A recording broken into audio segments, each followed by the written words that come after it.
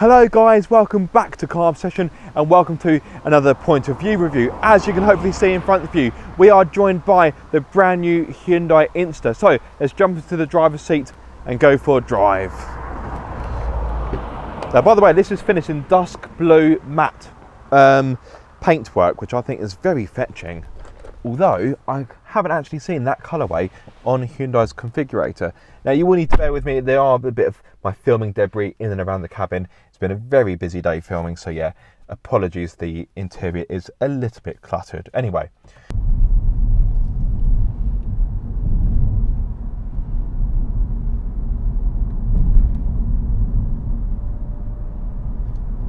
So there are two battery options for the brand new Hyundai INSTER. You have 42 kilowatt hours or 49 kilowatt hours, which is what is fitted to this test car that I've been given for a week by Hyundai UK. Now we'll go through the performance stats in a few moments, just make sure that we're good. Lovely stuff. So if you go for the smaller capacity battery, that offers 97 horsepower along with 147 Newton meters of torque. That means 0 to 62 comes in 11.7 seconds and the top speed is 87 miles per hour. Whereas, of course, as I've mentioned, in this car, I have the larger capacity battery, the 49 kilowatt hours. So this offers 115 horsepower along with 147 Newton meters of torque. That's right, it offers the same amount of torque as the smaller battery. This has an improved 0 to 62 time of 10.6 seconds, and the top speed, if I'm not mistaken, is improved to 93 miles per hour. But let's face it, in the UK, top speeds are somewhat irrelevant. You are more concerned, I suppose, of course, about the range. So the smaller battery offers a little over 200 miles of range, whereas this car with the 15-inch alloys, so that's the lane departure warning, this car with the 15-inch alloys, this battery, offers 229 miles. Now this car, as standard, this is the 02 trim level, is fitted with the 17-inch alloys, therefore the range falls down a little bit. I think it's 223, so quite marginal in the grand scheme of things, but it is a little bit less. In regard to charging times, if I'm not mistaken, the 42 kilowatt hour battery, 0 to 100% is done with a 7 kilowatt charger in 6 hours 5 minutes, and for the large battery, for the same result using the same method of charging, it's 6 hours 44 minutes. If I recall correctly, I'm doing all of these figures from the top of my head, therefore I may have got one or two of them wrong. So there are 3 trim levels available for the brand new Hyundai INSTER. You have 01 or 1, 02 or 2, or you have the INSTER Cross. They have respective starting prices of £23,505, £26,755 and £28,755. Now, many would argue that this car's biggest and main rival is the Renault 5 E-Tech. Similar price, similar kind of performance. Well, you can actually have the E-Tech with a 150 horsepower engine, well, not engine, electric motor I should say, and they have similar amounts of range, although the E-Tech can offer 250 miles if you go for the larger battery, which is 52 kilowatt hours if I'm not mistaken. Anyway, I will be quiet for a little bit so you can get an idea of how the car is like to drive, although it's an EV, so it's quiet.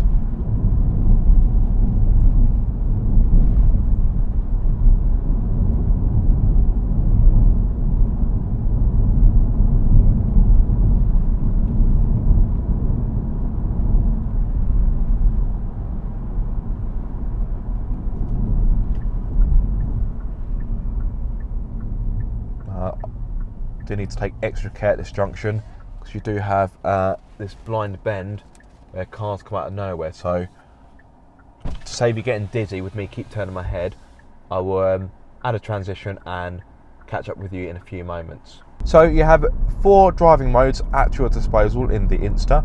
You have the drive mode button just here in the steering wheel, which I quite like, makes the car feel a little bit sporty. This isn't a sporty car by any nature, but yeah, I do like the fact that drive mode button is on the steering wheel. Mind you, having said that, you do have a sports driving mode, as you've just seen. So as you can hopefully see, it makes the dials on the 10.25 inch driver's display turn red, looks more racy and more aggressive. You do have a snow driving mode, which in the UK I doubt is going to be used overly often, not unless you live up north. And you have eco. Well, you've got the normal driving mode, which I didn't mention, but you saw a few moments ago. Pop it in sport. Now, although the 0 to 62 time of 10.6 seconds seems a little bit slow, in reality, the Insta is actually quite brisk. I wouldn't say it's fast, but it's nippy. It's peppy. Those eagle-eyed amongst you may have spotted there are paddles on the back of the steering wheel. Of course, they aren't to change gear because this car is an EV. No, instead they increase or decrease the strength of the regenerative braking. So at the moment, it's actually set quite low. If I pull the left paddle, it increases it. Pull it again, it increases even more. And if I go all the way, I actually get the I pedal, which is similar to Nissan's E pedal. Essentially, you drive this car with just one pedal, the accelerator. Lift of the accelerator, the car slows down, and on the accelerator, and obviously it speeds up. So theoretically, there isn't the need for the brake pedal. Takes a bit of getting used to. I personally don't use it, but that's personal preference. But anyway, go back to the sport mode. As you can imagine, it makes the responsiveness heightened from the throttle, makes the steering heavier, and it does help to give the Insta a bit of a fun factor through the corners. Of course, this will never rival a hot hatch, and I would say the Renault 5 E-Tech is perhaps a little bit more rewarding and entertaining to drive, but the Insta, credit where credit's due, does a pretty good job. The brakes actually have a fair amount of feeling, which I find is quite rare for an EV or a hybrid, and the brakes bite quite well. And overall, it's actually quite fun to hustle down a B road like this. There is a bit of body roll to contend with because this is higher riding, but it's not really enough to complain about. Let's slip it into normal.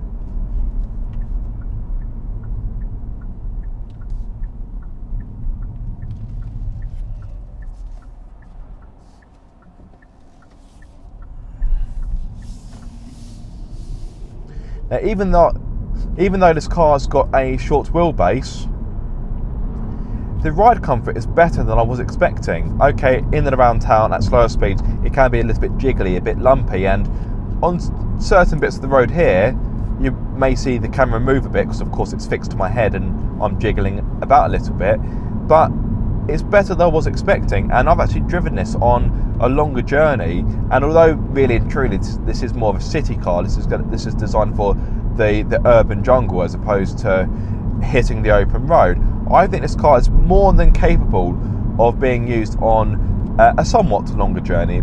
You wouldn't want to do a cross-country drive in this because I don't think the seats would give you that level of comfort, but on the same hand, this car isn't designed for such journeys.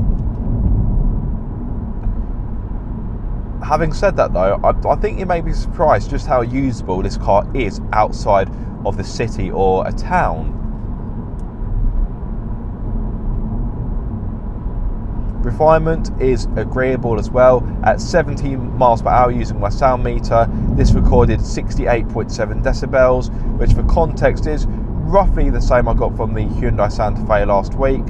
And to compare it to other cars I've tested this year, such as the Audi S3 and the Cupra Formentor, yes, I'm fully aware they are more performance-based, so they're going to be louder by nature, but both the Audi and the Cupra, they offered, I think it was 71.7 decibels from memory. So just to give you an idea, I have also tested the Kia Sorento and the MG HSP HEV this year, but I can't quite remember what they recorded on my sound meter.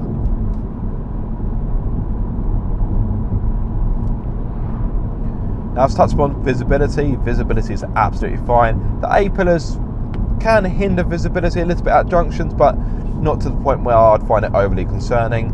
Seeing out the back of the car is absolutely fine. Over the shoulder is fine as well. I won't demonstrate it right now because I'm going around the bend. But yeah, visibility out of the car is fine. The glassware is quite large as well, which helps with vision, of course.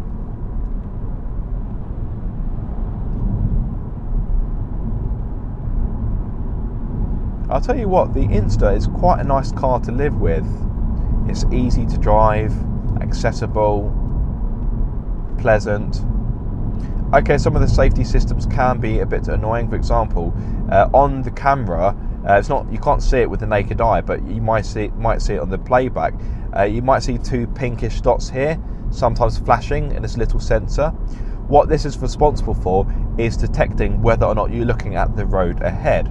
So, for example, I've got nothing behind me. If I just turn my head away, there we go. It's telling me off for not looking at the road ahead. And you may think that's a good feature to have. It's safe. Sometimes it can be overzealous. For example, are we going into 30? Yes, we are going into 30. Let's drop the speed a bit. For example, I was driving this 2 days ago. I looked at the my near side door mirror to make sure I was okay to change lane, and the car nagged at me for not looking forwards. So I normally turn that feature off. But you may find in this video it doesn't come on too often. But yeah, it can be a little bit overzealous in my opinion. Let's just slow the speed down a bit. And yeah, I find it quite common with Hyundais and Kias. They will make quite a lot of bonging noises. They do like to make themselves heard. And yeah, it can be a little bit frustrating, but the good thing is you can turn the safety systems off. Granted, when you turn the car off and turn it on again, you'll have to turn the safety features off again. But yeah, it's a very small problem. It's a very first world problem, isn't it? So I'm not going to complain about it too much. Whilst I'm talking about things that I somewhat dislike about the Hyundai Insta, now the inside of the car is not offensive by any means, but compared to the exterior of this car, I think the interior is a bit drab and a bit boring. Even more so when you compare it to the Renault 5 E-Tech I've mentioned a few times now. The inside of that is funky, it's bold, it's quirky, it's lively, it's colourful, and you look at this in contrast and think, blimey, was this car designed in monochrome? It could do with a bit more pizzazz in here. That's a very subjective thing, and I'd say the inside of this car is laid out well. It's ergonomic. I really like the fact that the buttons for the climate control are physical. Oh, sorry, see, it's telling me off again. Yeah, the buttons for the climate control are physical, which I really like, and that's quite a rarity in this day and age in 2025 to have dedicated physical buttons for the climate control. Are we good to pass? Yeah, we're good. We've got a small window in which to overtake.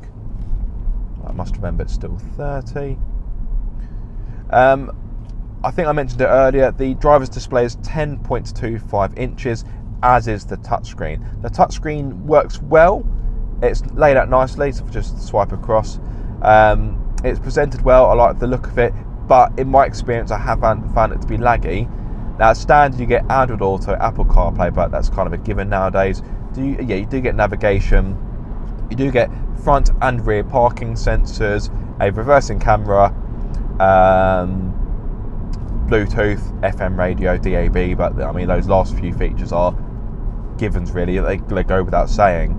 So you do get a good amount of kit in this car. I've got heated front seats, heated steering wheel, which on a day like today, as you can see, the summer sun is beaming down on the tarmac around Goodwood, therefore I don't need such features, but it's nice to have when it gets a bit colder.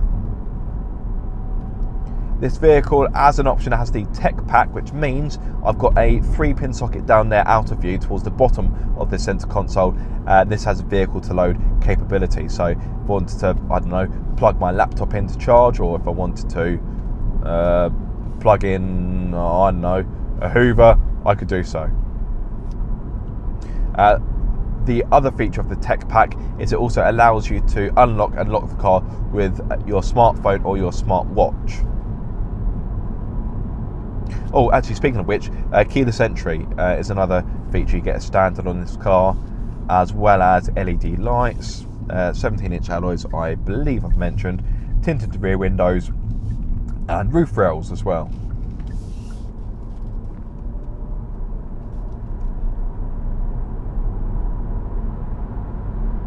Normally at this point in the video I would end it with a lovely view of the South Downs, but I haven't quite got time today to finish there. I need to head home so I can see my family.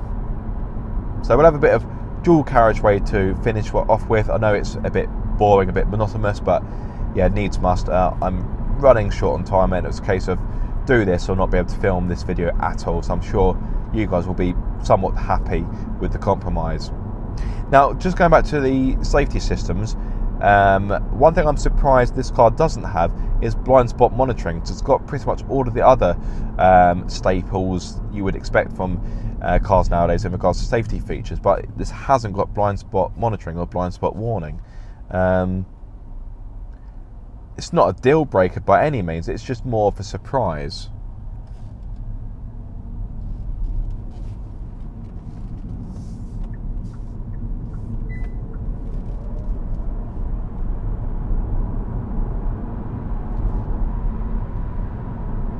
Yeah, this car is quite nippy. And as EVs go, it's quite pleasurable to drive. For those of you that have followed my channel for quite a long time or know me personally, you'll know I'm not a big fan of EVs. But I am quite a fan of this car. That's high praise. So Hyundai, yeah, take that as a win.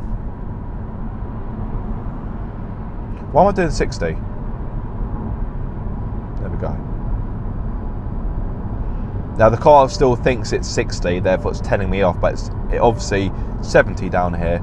So yeah, that's another feature that's a little bit annoying. The speed traffic sign recognition isn't the greatest in this car, but I've definitely had worse. From memory, the MG's traffic sign recognition can be quite hit and miss. So there we go, it's finally updated to 70. Oh, it's gone down to 30. Yeah, so this is a good example of what I mean about some of the safety features. They are a bit more of a hindrance than a help.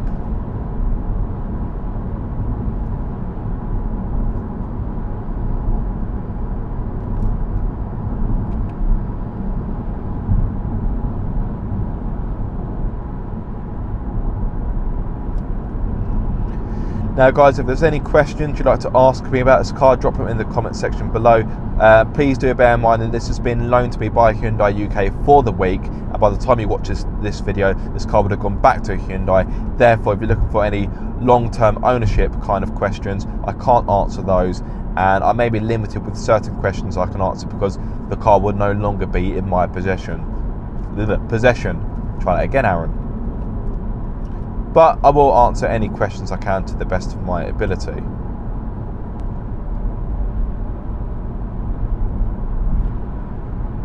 Anyway guys, that is the end of this video. I do hope you have enjoyed it or found it useful, or hopefully both. As I said earlier, if you have any questions, please do let me know. But if you have enjoyed it, be sure to like, comment and subscribe. If you are subscribed, don't forget to click the bell icon so you get notified every time I make a video. But until the next time guys, be sure to keep up the car obsession.